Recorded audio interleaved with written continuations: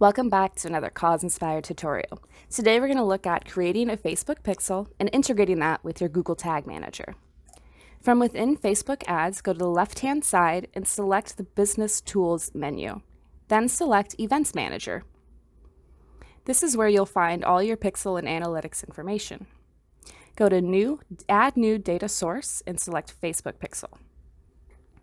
From here, you're able to add a pixel name and your website URL.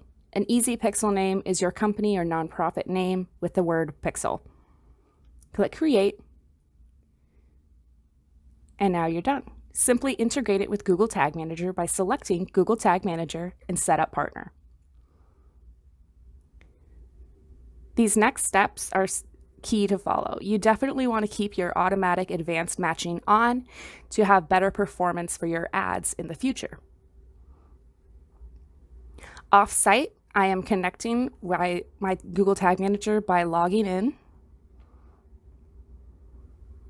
And now I verify my account by which container I want to choose to have this pixel connected to.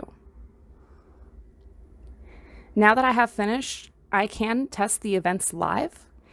And remember, stay inspired. Cause inspired.